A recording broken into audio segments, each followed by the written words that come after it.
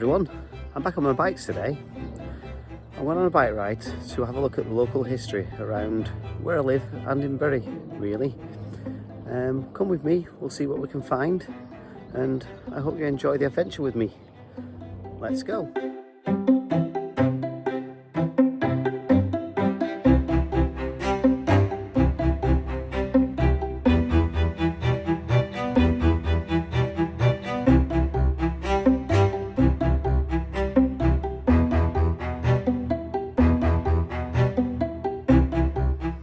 First stop on our journey today is here, and if you look behind me here where that tree is, this is the exact location 2,000 years ago of a Roman road. It came from Manchester, or Mamucium as it was then, the Roman fort in Manchester, and it came from the southeast direction and led into the northwest direction all the way to Ribchester, or Bremetansium I think it was called. Ribchester, quite a number of miles away in that direction over there. So imagine it. History is amazing, because here I am stood here 2,000 years later, imagining Roman soldiers basically just marching past my house all the way. So it just goes to show that this area was well populated and important back in, well, those days, 2,000 years ago.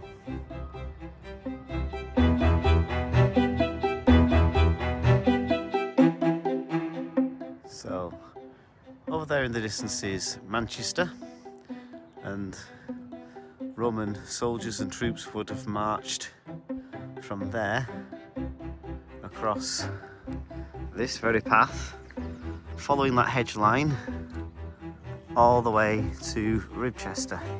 It just goes to show that even in your local area, back in history, things have happened, and it's amazing to think that 2,000 years ago, this is not too far from my house, Roman soldiers and troops and the Britons were basically just walking past the back garden of my house. Okay, off we go again. Let's see what else we can find.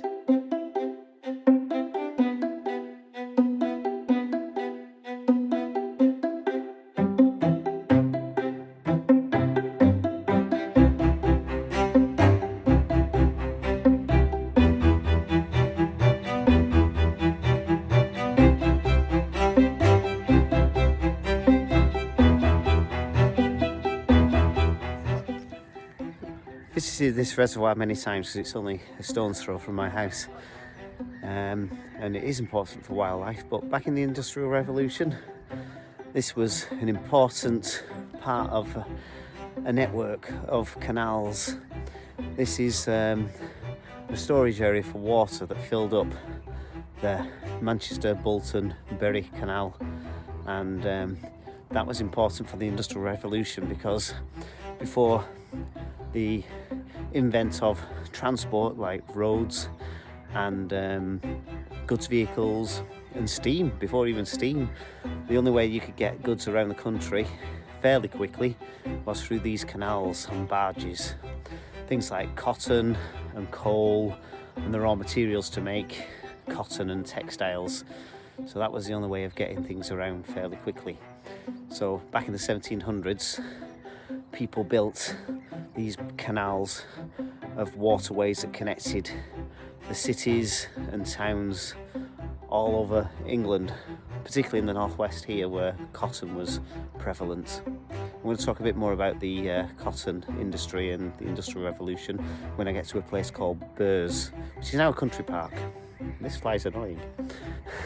But I'll talk a bit more about that when I get to a place called Burrs, and I'll show you some remnants of the Industrial Revolution, but also some pretty cool countryside and places you can visit in Bury, and a bit of a history as well. Okay, see you in a bit.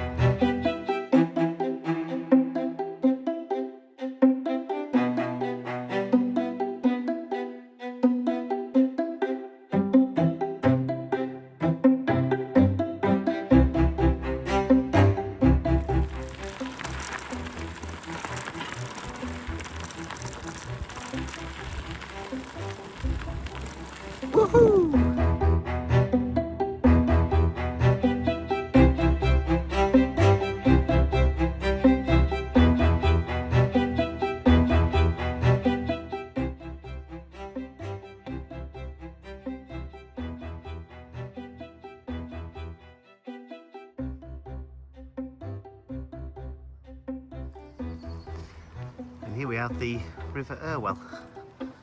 Just going to cross this bridge. I've got to be careful here because it's only narrow. I have bumped into this bridge many times on my bike. Don't want to do that today. You look here as well. This is a railway viaduct. Back in the Industrial Revolution, steam was invented and we had steam trains. This one is disused these days, but 100 years ago you would have had lots of trains going across here.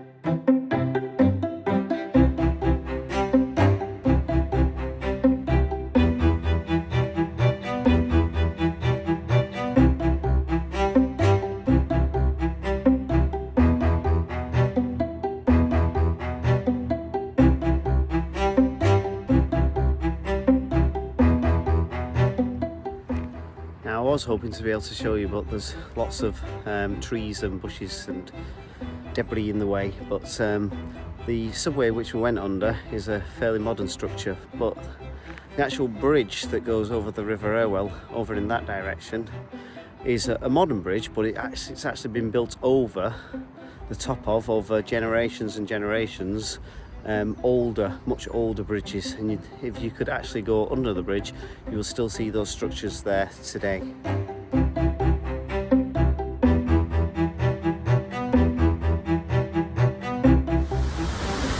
And as you can see here, we've got a weir. I'll talk about weirs a little bit more when we get to Burrs. Okay, this is on the way to Burrs, and here we have the site of possibly a medieval corn mill, and I'll show you some structures around. Some of these brickworks here are much later, but over there, and you can see remnants of a medieval building which used to be a corn mill. Why would a corn mill be next to a river? Well, the simple fact is because of power. When you've got water, you've got power. Having a water mill in the water means that you can turn a millstone that would grind the grain into flour. Okay, time to continue my journey to Burrs. See you in a bit.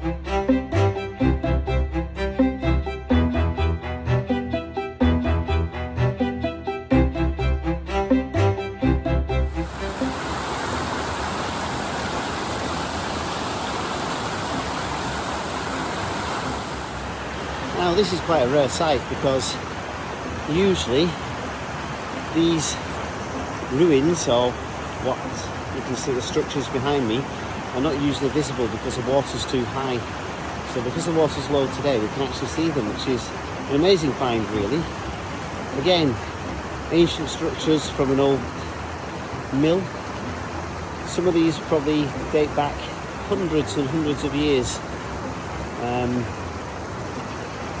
Old corn mills, that structure could be part of a weir to hold back some of the water for use, or channel the water in a certain direction for power. And also behind me we've got another viaduct, which would have been part of another railway. Bury was a very busy centre in the Industrial Revolution, with trains going off in all directions to different places. Mostly for cotton purposes, but also for coal, and lots of coal mines in this area too. Just look down there in the water, you can see all those timber structures strutting up. I've never seen those before. They must be fairly ancient as well, so I wonder what kind of building or what they were there to support.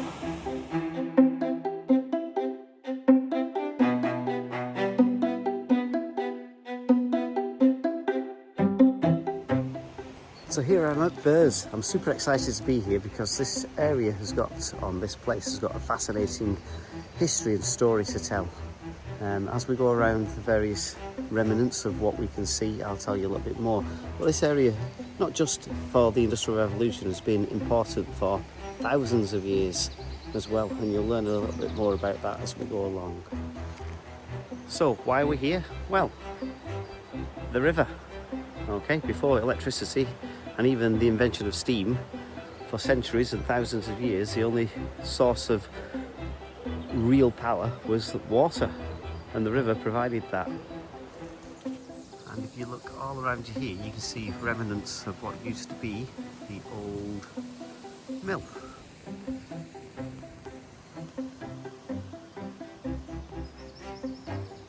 Here we have the bed of what used to be for a very large steam engine, which would have powered all the machines in the mill.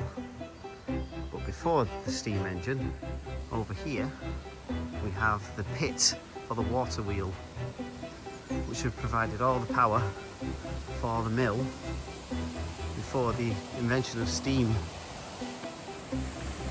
And there we have it. The water would have been channeled down that chute onto a huge water wheel, which would have been here.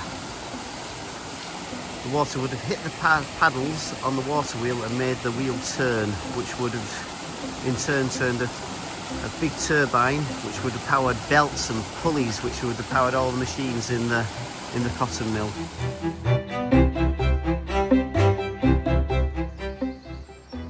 So here would have been the steam engine, which would have had a huge wheel connected to like a push and pull piston, which would have been worked by the steam being rushed in under pressure, which would push out the piston, and then all the steam would have really been released and the piston would come back in, and that would have worked continuously.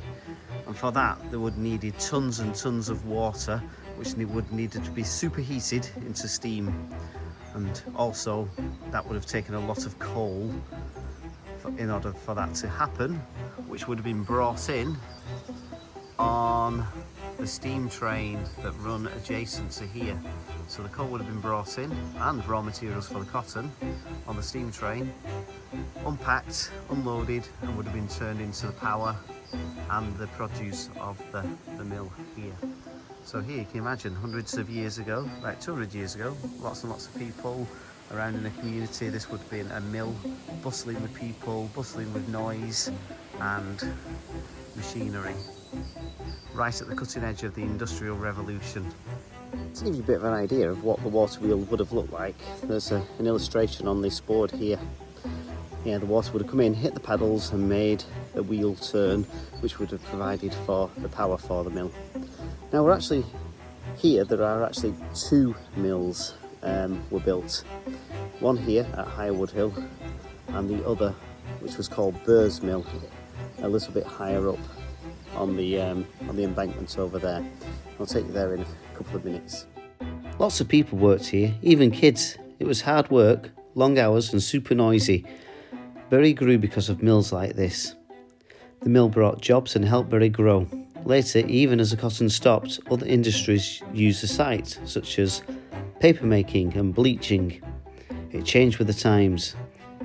Now the mill's gone, but the river's still here. It's a park now, a place to play, where those giant machines used to be. Next time you're here in the park, remember the amazing story of Highwood Hill Mill, a big part of Bury's history. Now, this mill was originally a cotton mill, but after the cotton famine of the 1860s, which was caused by the American Civil War, they blockaded the raw material, which was the cotton that was grown in the fields, and they stopped it from being shipped to Britain, which caused lots of problems and lots of poverty over in England. This mill then changed its purpose. It became a paper making factory.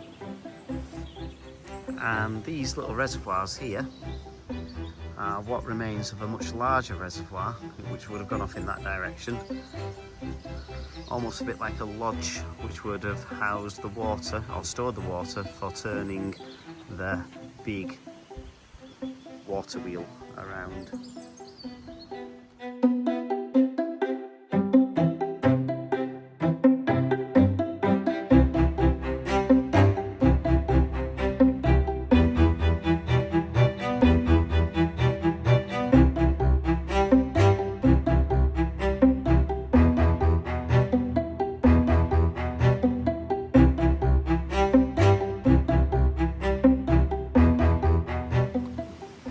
So in 1792, a group of rich businessmen, one named Peel, whose son would later become the Prime Minister of England, got together and built 2 mills here.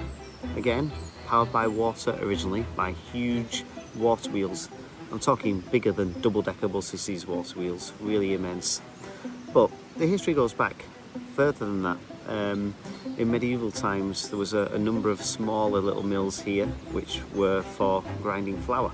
Imagine just down there maybe a water wheel dipping into the water, turning a huge millstone to grind grain into flour. Amazing, isn't it? History all around us. And later the mills were sold to another party, and they decided they would use a new technology, something called steam. And if you look in the direction I'm going to show you shortly, you'll see the remnants of that. Obviously we've already seen the steam engine, but in order for the steam to work they needed to heat the steam, and that created pressure and smoke from the coal which needed to be dealt with, and for that they needed to build big chimneys. Look over there, there is one huge chimney. So the remnants of the industrial heritage are all around here. This machine would have been powered by steam.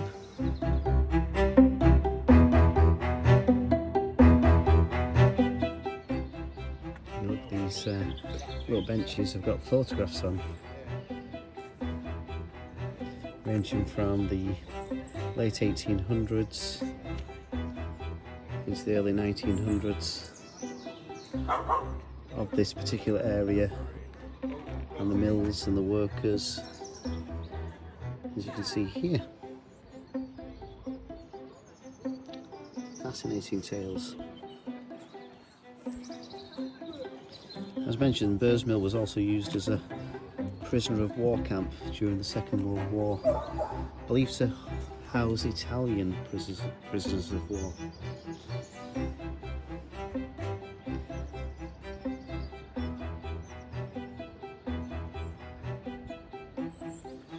So, mills like this weren't just workplaces, they're also communities. And even though some of the conditions might have been quite hard and difficult, and children probably would have worked here as well, there would have been alive, full of people. What rich landowners used to do would build accommodation for the workers, and they would live close to the mill. So although they worked long hours, they could go home and also enjoy social activities as well around the mill. So they built up a community. If you look at that hill behind me, that's called Castlestead, and that used to be an Iron Age hill fort 2,000 years ago. What a great position. Look at those steep embankments. But it was really easy to defend, and also a great place to look out. Now, what exactly is an Iron Age hill fort? Well, during the Iron Age, which lasted from 800 BC to 43 AD in Britain, people started building these impressive structures. They were like fortified settlements, often located on hilltops or other high ground. Why were they built? These hill forts served many purposes. They were primarily defensive structures, providing protection for communities during times of conflict. They also acted as centres of trade and social gatherings. What did they look like? They were usually surrounded by ditches and ramparts, big earth banks and walls that made them very difficult to attack. Some hill forts were quite large, capable of holding hundreds of people who lived in them. Different groups of people lived and used hill forts. Some were permanent settlers, others were temporary refuges. They were important for the people known as the Britons, who lived in the area before the Romans arrived.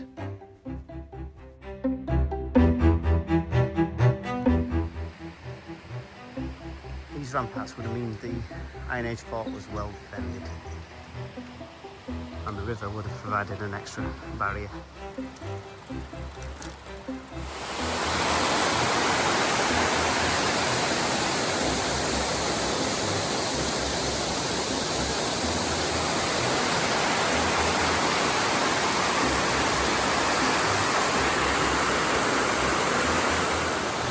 To ensure consistent power for the mills, people built weirs like this one here.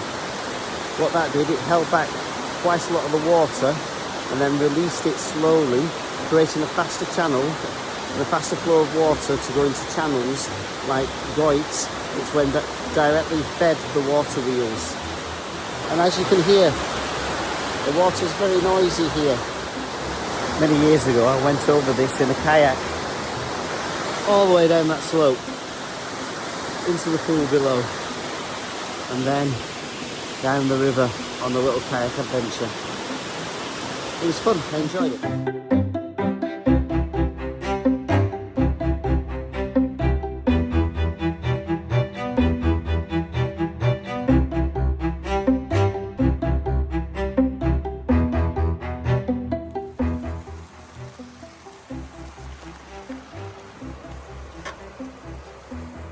And look down there, we have some rapids.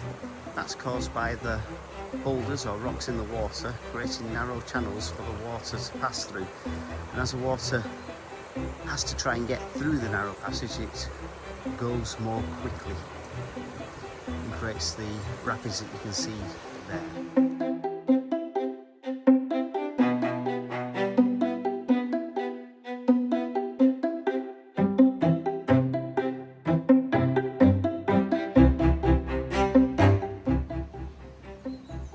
So here's some illustrations to show you what Burrs Mill would have looked like back in the day. Originally, again, to spin cotton, but then this one, instead of a paper mill like the one previously we saw at Wood Hill, this one became a bleach works. And here is the reservoir, which would have held the water, and the water would have gone through a channel and down to there, which would have held the water wheel again to power the machines in the mill. Again, shows you the heritage of the steam, the new technology that came in. And although steam was here, they still use water power as well alongside.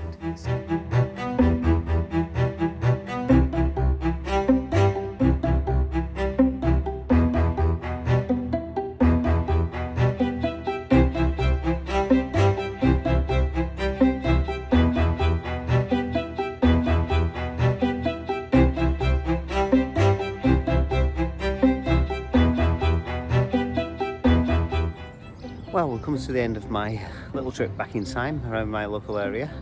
I hope you enjoyed it and found out some interesting things. See you next time. Bye.